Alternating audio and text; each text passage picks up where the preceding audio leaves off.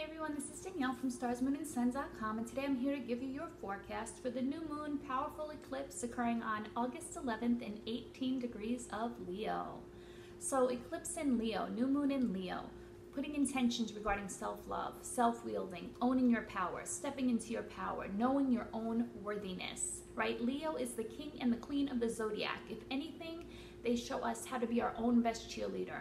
They show us how to honor and love ourselves. Now, Leo is associated with the 5th house in astrology, which has to do with love affairs. Leo rules the heart. So here it's getting in touch with our heart, following our heart, having courage. 5th house is associated with children, the children we give birth to. It also represents the inner child. So there may be some inner child work we have to do. We should get in touch with our creativity during this new moon eclipse. We should wield creativity, get in touch with what's fun, especially when we are older. We can't have life that's work. We have to incorporate some fun, some enjoyment, some leisure, some risk-taking. This new moon eclipse is also conjoining the fixed star Merak. I don't know if I'm pronouncing that right, M-E-R-A-K. Now, fixed stars a lot of times are written about as if they're ominous, as if they're this destructive force. But I loved, when reading about this fixed star, that it says this fixed star gives you increased power to get on with your life. How beautiful is that? So fixed star Merak conjoining this new moon eclipse, no matter how it appears, you are being empowered to get on with your life.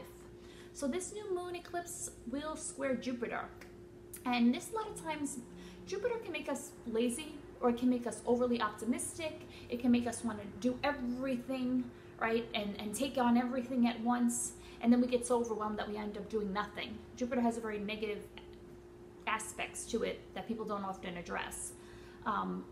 So this isn't the time to launch new projects. This isn't the time to start anything new. We have everything retrograde. Mercury retrograde, Mars retrograde, Saturn retrograde, Uranus retrograde, and Pluto retrograde. So this is really about going back to the drawing board. If you didn't lay proper foundations in a personal relationship, in a partnership, in a business dealing, it's going back and resetting the foundation so that you can build like it's not built upon sand, right? We want to rework things. So Mars retrograde is a time to ask, are your plans aligned with your highest good? Do the actions you take, are they aligned with your highest good? Mercury retrograde, what's going on with your self-talk? Are you having positive self-talk? Are you telling yourself, this is Leo, right? Are you giving yourself beautiful affirmations each morning? Are you saying how much you're loved each morning? If not, do some Louise Hay mirror work, looking in the mirror, telling yourself how much you're loved and valued. You're welcome to get the book, You Can Heal Your Life. That's excellent for, I think, this new moon and this overall astrological climate. Saturn retrograde, do you have boundaries up between yourself and others that are unnecessary? And if not, do you need boundaries in place with some people, right? Perhaps there are boundaries that are required. Uranus retrograde, think to yourself, are you living authentically? Are you living an authentic representation of your life? Neptune retrograde, are you following your intuition? And Pluto retrograde, how are you wielding your power? Are you feeling victimized, or are you owning your inner strength and inner power? Leo new moon, powerful, owning your power, standing tall, being courageous, getting creative, perhaps doing some inner child work, getting in touch with your inner child, play, laugh, go to a show, color, finding a light expression, being your own best cheerleader, telling yourself how much you are loved and regarded just for being here, right? Definitely an excellent time to cultivate self-love. Definitely a time for going back to the drawing board, reworking some things. And then when all the planets go direct, we may have a better understanding of how far we've come. A lot of times people think you're standing still. You're never standing still. We're always moving forward. We're constantly processing, analyzing. It's just not maybe manifesting outwardly because everything is turned inward. And then once everything goes direct, we will have probably many epiphanies and many realizations. So this reading was crazy. Let's get into it. It had so many 9s, which just signifies to me it's an end of a cycle. I had 3 9s in this tarot reading, and I thought, oh, we're at the end of a cycle. We're ready to begin fresh, but we have to wrap some things up first. I changed the format of this reading. I wanted to do something different. I'm going to do stars, moon, and sun, 3 cards that represent the stars. These are messages from your spirit guides. 2 cards for the moon, which represent your emotional reflection, what we should be reflecting on emotionally. 2 cards for the sun, which represent the ego and our identity, what we should be reflecting on in those areas. And then 1 card for a closing message. So the first message was steps. So this is eclipse season, and during eclipse season we are said to be eclipsed. We're not seeing the whole staircase. This is taking steps. That every manifestation requires a series of steps. I'm not saying, oh, I want this big lavish home, and then boop, there, I'm living in it. You know what I mean? There are steps that need to be taken, and honoring the process. So even though you may feel as though you're standing still, you're in the process of creation. We're always in the process of creating something. Put one foot in front of the other, and this is also a time, as I mentioned, to perhaps go back and reestablish a proper foundation for things that we started long ago that didn't have a proper foundation, taking the steps necessary. Second message, I knew I was going to get this card before I pulled it. How could you not? Patience, definitely needed. Not one of my strong suits, right? Being patient, honoring the process, accepting the process, know that everything is divinely orchestrated and working out as it should. Having patience.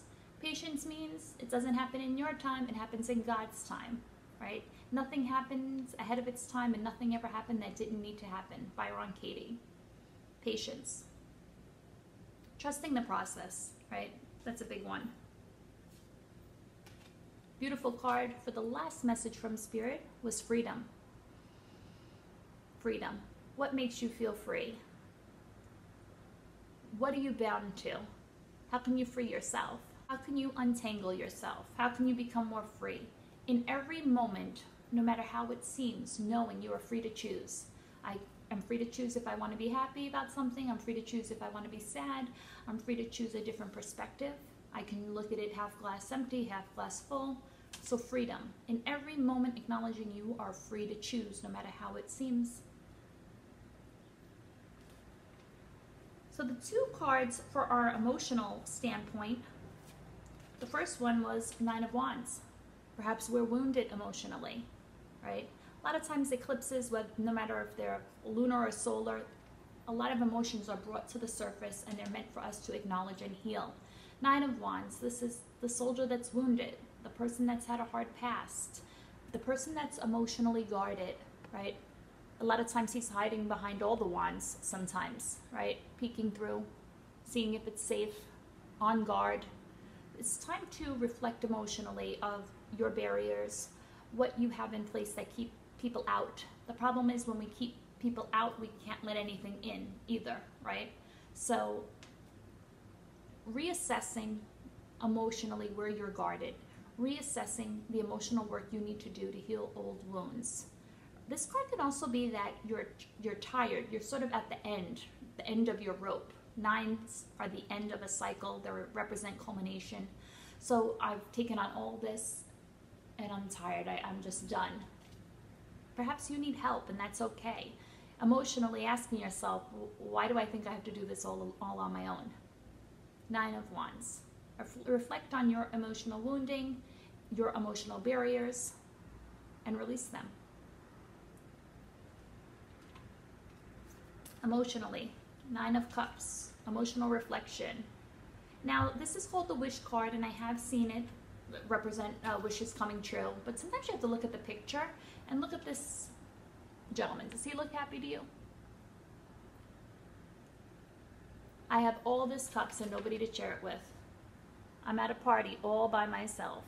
Sometimes this is the man alone at the bar, right? He's drinking and overindulgent. But in this, that can be when it's ill-dignified. To me, this card signifies how can I get emotional fulfillment. The next card is the 10 of Cups, which is the happy family card, where everybody is happy and there's a rainbow and you can feel the joy in that card, which represents we've found emotional fulfillment with our tribe, basically. So here it's questioning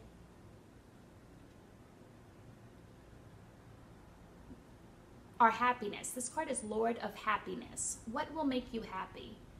What will make you emotionally fulfilled? Leo was associated with the heart. So perhaps reworking your own emotional fulfillment. What is it that you need to fill your cups, right? What is it that you need to replenish yourself? How can you share all that you have emotionally with someone else? How can you let down your guard?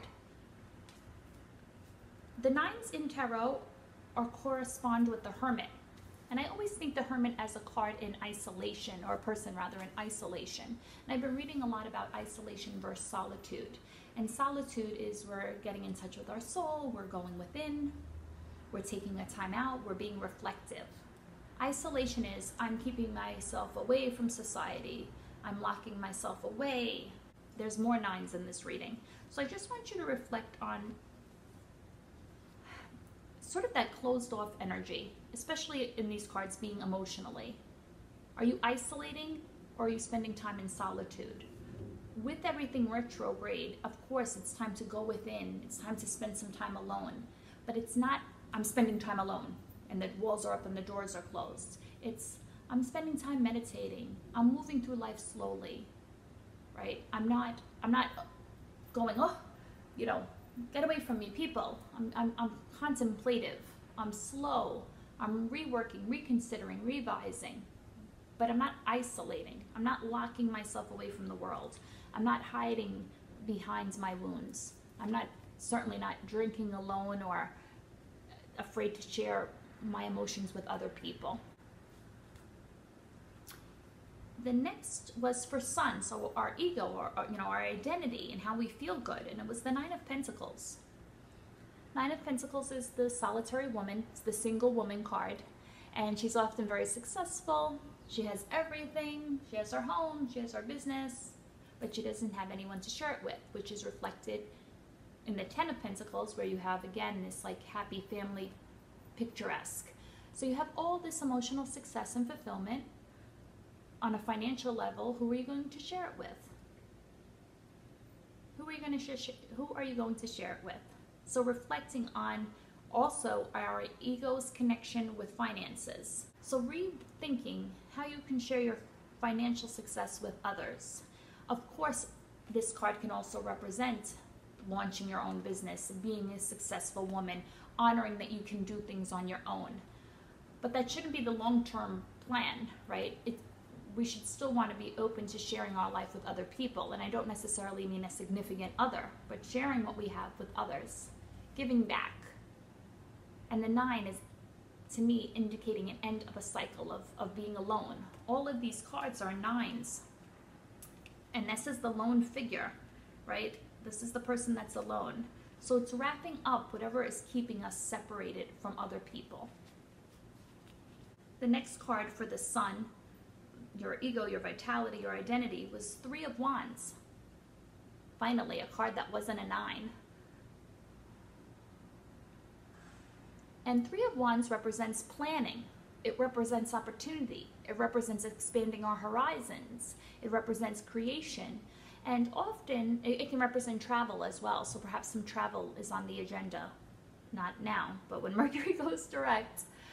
So Three of Wands also is the man sends out his ships, right? And he's waiting for them to come back. So perhaps you're waiting for something to come back to you. You have a plan in motion and it's going to come back that you need to rework, re-strategize, replan. These are all some assessments of the Three of Wands. But I love that it came in this reading because with nines, all those nines representing the end of a cycle, with it representing completion or wrapping up or an ending, Three of Wands suggests that we are in the process of creating something else. We have many opportunities. There are many opportunities, many avenues in which we can fulfill our dreams. And the Three of Wands links back to the Empress. And she's Mother Earth. She's associated with creation. So it's time to reflect and ask, what reality are you creating? Are you creating the one that you've always created? Or are you creating a better reality for yourself? And there may be some things that need to be reworked, replanned, reorganized, re-strategized. We may need to rebuild certain foundations. And that's okay, right? Because they're going to be stronger foundations.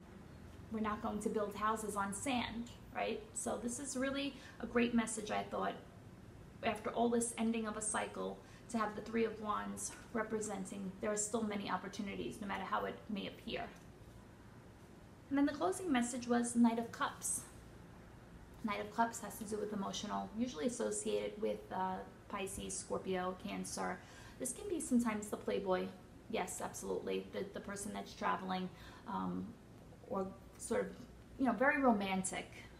You know, I think I'm in love with this person this week. Maybe I'm in love with that person next week. But as a closing message with Leo associated with the heart, to me it indicates following your heart, right? He's on his seahorse. He's on the go. And it's representative to me in this context to follow your heart. Happy eclipse, everyone. I think there's going to be a lot of endings, a lot of wrapping up, and we have to allow some things to end so that we can birth and create new worlds, which to me was reflected in the Three of Wands, creating new worlds. So allow the past to go. Big message, big message. Allowing the cycles to end, welcoming completion, and I hope you have a really great eclipse. You know where to reach me.